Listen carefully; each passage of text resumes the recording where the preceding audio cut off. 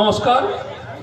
শুলিতলা গ্রামের সকল নাগরিককে আমার আন্তরিক শুভেচ্ছা এবং ছোটদের ভালোবাসা।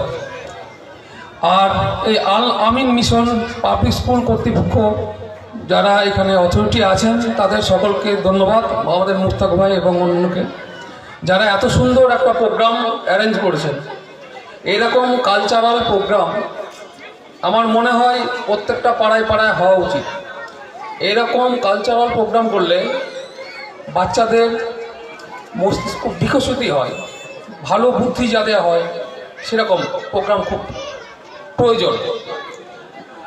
আমি এটা বক্তব্য রাখার জায়গা নয়, আমি সাধারণ একটা মিনিটে একটা বক্তব্য বলবো।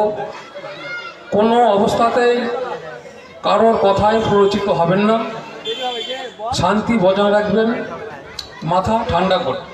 আমরা যে কোনো সময় আপনাদের সাহায্যে এগিয়ে আসব। আর বিশেষ কিছু বলবো না, সবাই ভালো করে পড়াশোনা করবেন। পুলিশ আপনাদের যে কোনো সময় আসবে, যে কোনো সময় আপনাদের সাহায্যের জন্য আসবে।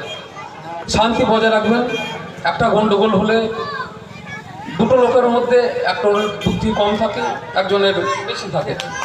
যার বেশি আছে তাকে মাথা ঠান্ডা করতে হবে, যার বুদ্ধি কম আছে তাকে ভালো করে বলে থাকবে, কিন্তু শান্তিটা বজায় রাখতে হবে। সকলকে আবারও অসংখ্য ধন্যবাদ।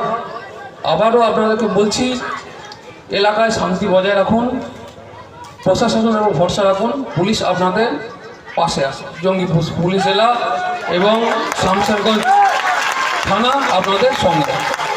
সকলকে ধন্যবাদ। আচ্ছা, আর বাচ্চারা যারা আছে সকলেই স্কুলে পড়াশোনা করবে, ঠিক আছে? কেউ যেন স্কুল ছুট না হয়। পড়াশোনার শিক্ষার অবশ্যই প্রয়োজন আছে। শিক্ষার জন্য অ্যাভেলেবেল সরকারি এবং বেসরকারি সকল স্কুলই আছে। তাই প্রত্যেকটা গার্জেনের কাছে আমি আবেদন করব, তাদের বাচ্চাকে যেন স্কুল থেকে দূরে না রাখেন। আর কিছু বলবো না, আবার পরে আপনাদের মাঝে আসবো আমি। এরকম প্রোগ্রাম হলে আমি আবার আসবো।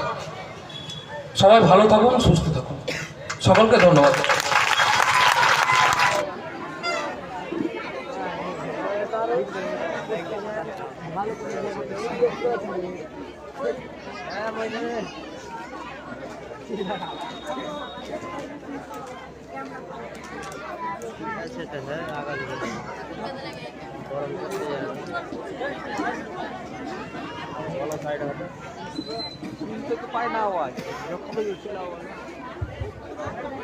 পরবর্তী আমরা গ্রহণ করে নেব আমাদের